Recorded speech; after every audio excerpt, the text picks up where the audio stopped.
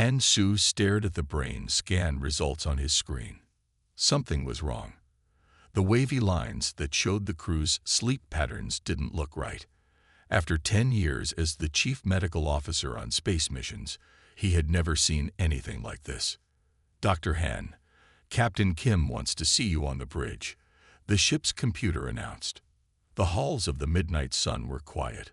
Most of the crew was sleeping, trying to stay on their normal schedule, even though space had no day or night. Han Su walked quickly, his footsteps echoing off the metal walls. On the bridge, Captain Kim Dai stood in front of the main window. Outside, a huge metal structure floated in space. It looked like a giant wheel with spokes coming out from the center. The station was dark except for a few dim lights that blinked slowly. "What do you make of this, Han?" Captain Kim asked without turning around. His voice was tired.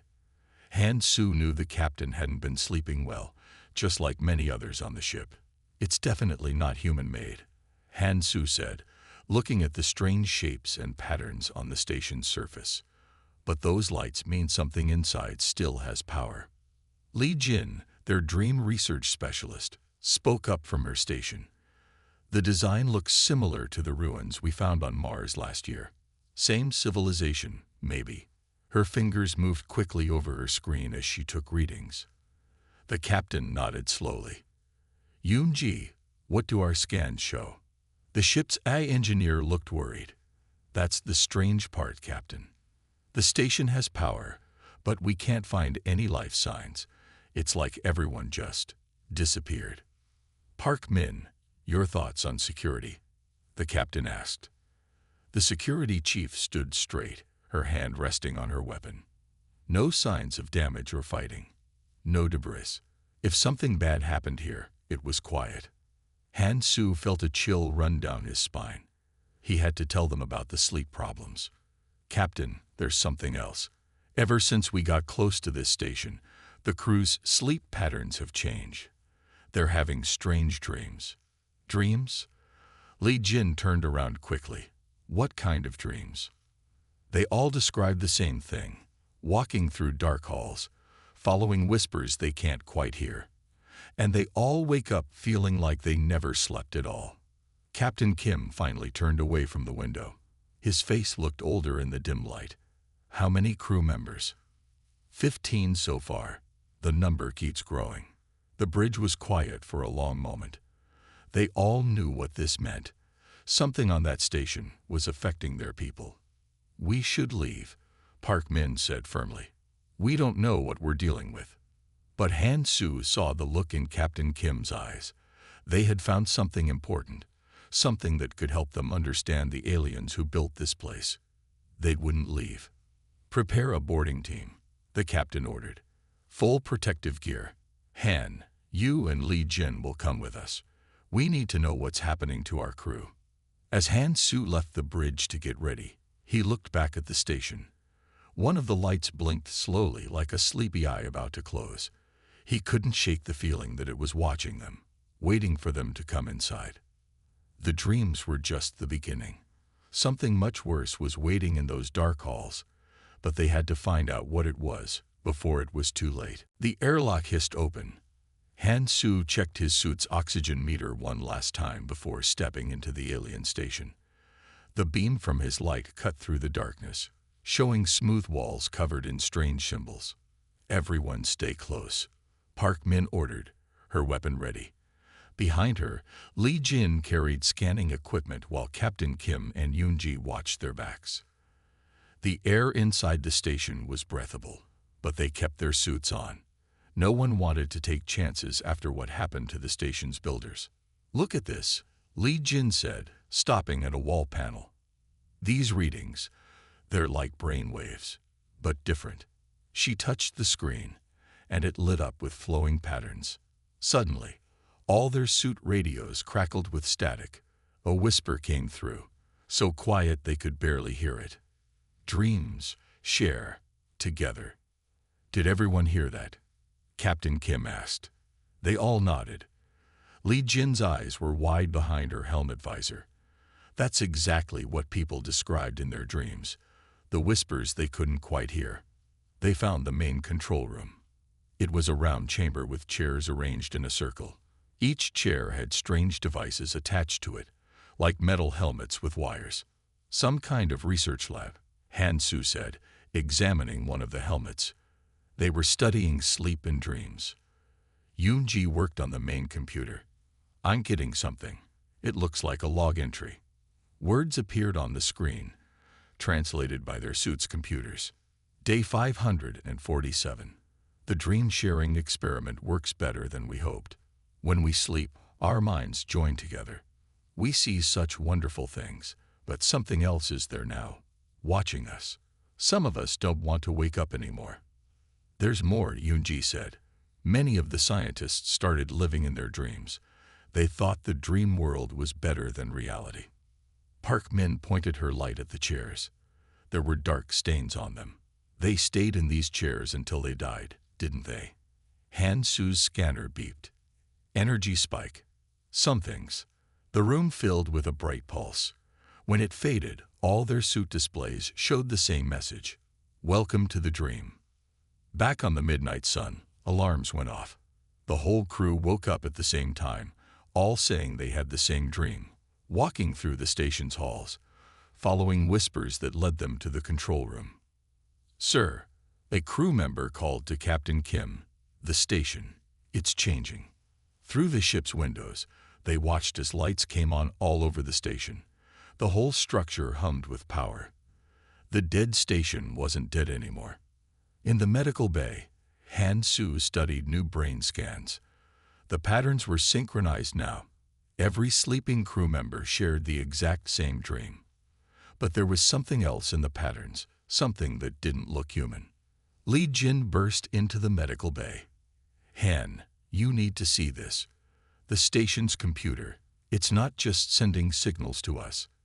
It's reading our minds while we sleep. And I think it's learning. The whispers in their dreams grew louder each night. Soon, they wouldn't be whispers anymore. Wake up! Park Min shook the sleeping engineer hard. His eyes opened, but they were empty, like he was still dreaming. He had fallen asleep at his post. The third person this week. Captain Kim called an emergency meeting.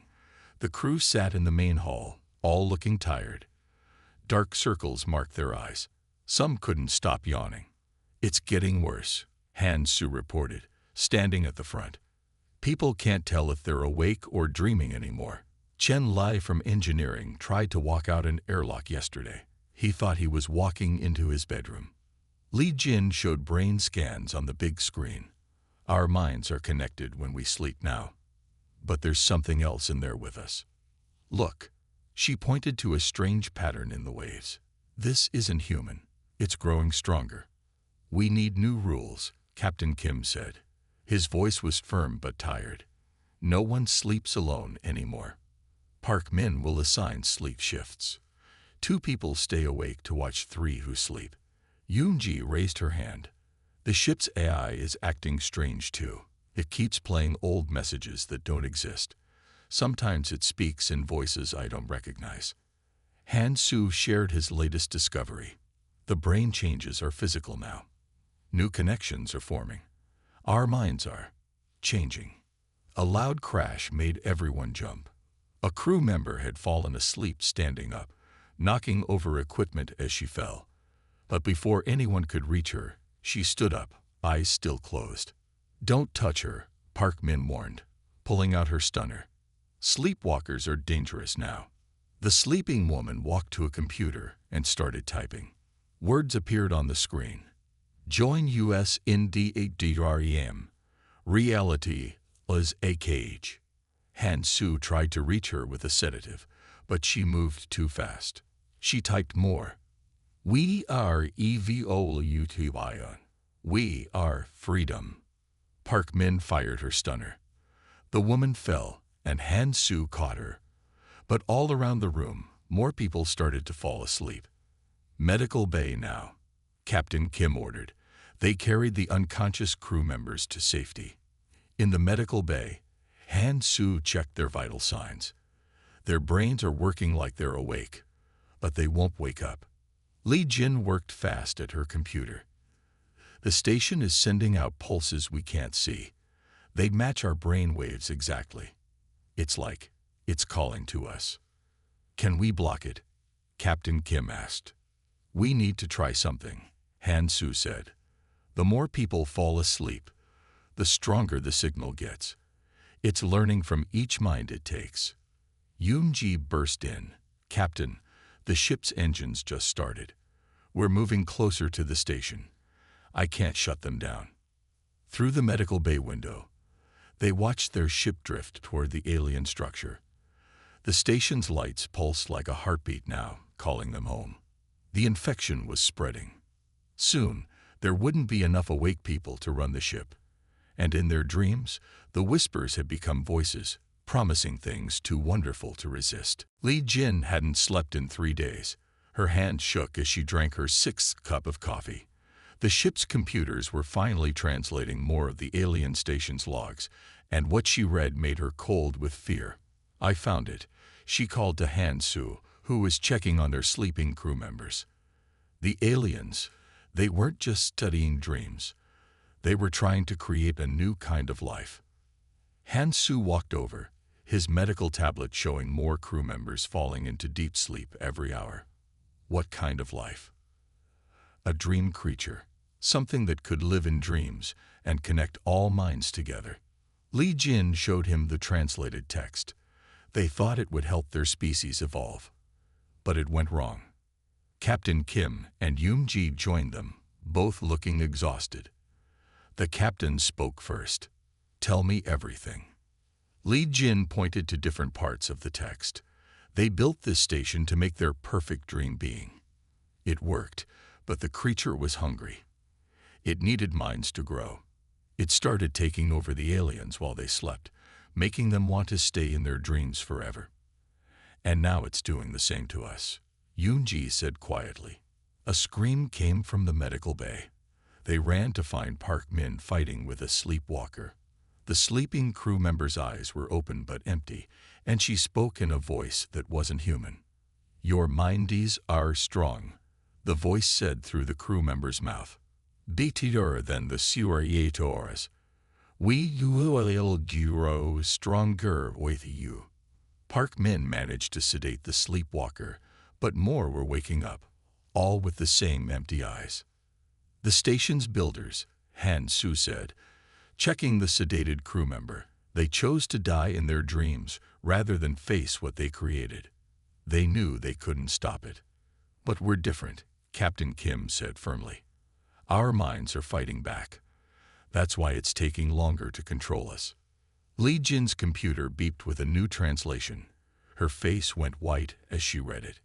It's not just trying to control us. It's trying to turn our minds into more dream creatures. It wants to make copies of itself inside us. Through the windows, they could see the station glowing brighter. Its light seemed to reach out to them like hungry fingers. Can we destroy it? Park Min asked.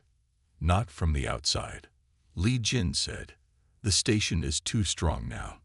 But maybe we can fight it in the dreams. That's where it lives. That's where it's real. Captain Kim looked at his remaining awake crew. Only 7 of them now. How do we fight a nightmare? We give it what it wants, Han Su said suddenly. It wants in our minds. Fine, but we choose the battlefield. We choose the dream. Outside, the station's light pulsed faster, like it knew they were planning something. The war for their minds was about to begin. The 7 awake crew members gathered in the medical bay.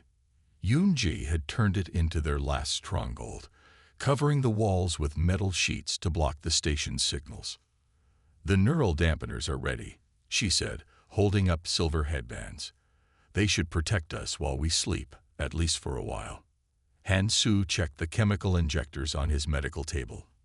These will keep our minds clear, but they'll only last for 6 hours. After that, the dream will take us. Outside the protected room, sleepwalkers roamed the ship. Their footsteps echoed in the halls, a constant reminder of what waited for them if they failed. The plan is simple, Li Jin explained, pointing to her computer models. We enter the dream together. The dampeners will keep us connected to each other, but protected from the entity. Then we find its center and destroy it. How do we destroy a dream? Park Min asked, checking her weapons even though they wouldn't work in a dream. With the truth, Li Jin said, dreams are built on lies. If we can make it face reality, it might break its power. Captain Kim put on his dampener. Time to sleep then. Yoon-ji, you'll monitor us from here. If anything goes wrong, I'll wake you up, she promised. But only if all of you are stable. We can't risk losing anyone in there. They lay down on the medical beds. Han Su injected each of them with the chemical mixture. Remember, he said, what we'll see isn't real. But what we do to fight it has to be. The drugs worked fast. As they fell asleep, the dream world formed around them.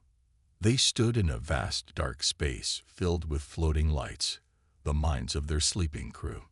Stay together, Park Min warned. But something was already pulling at them, trying to separate their minds.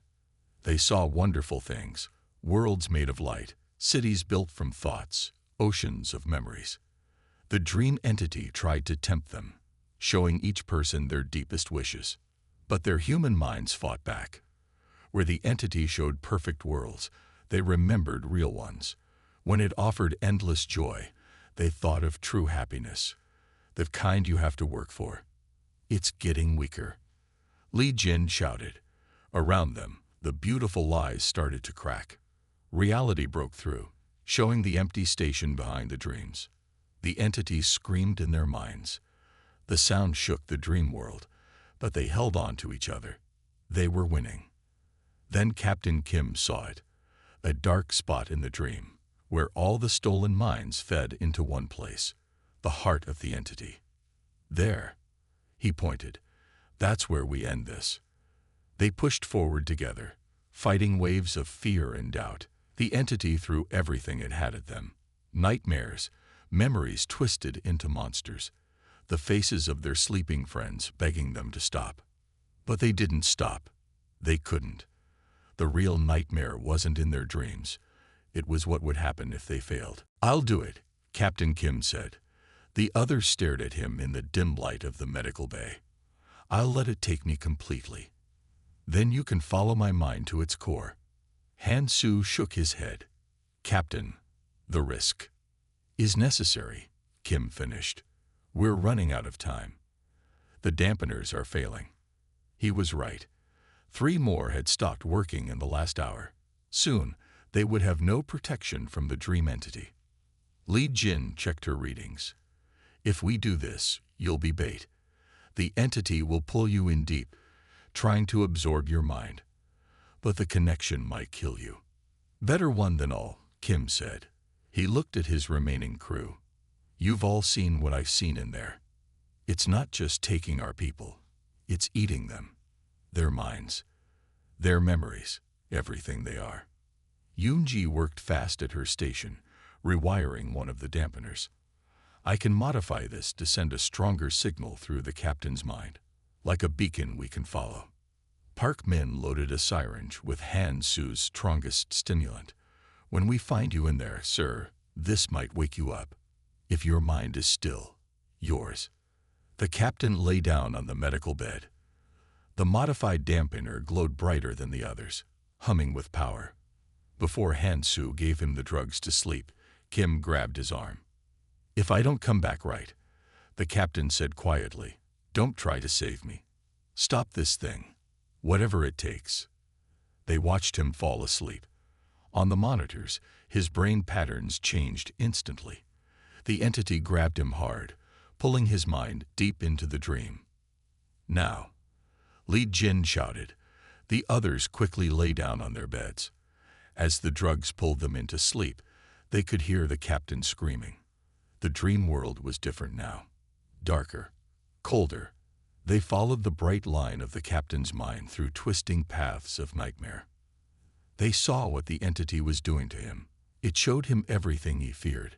His dead wife alive again, begging him to stay. His worst failures turned into endless torments. But he fought it, keeping just enough of himself to lead them deeper. There, Han Su pointed to a massive dark shape ahead.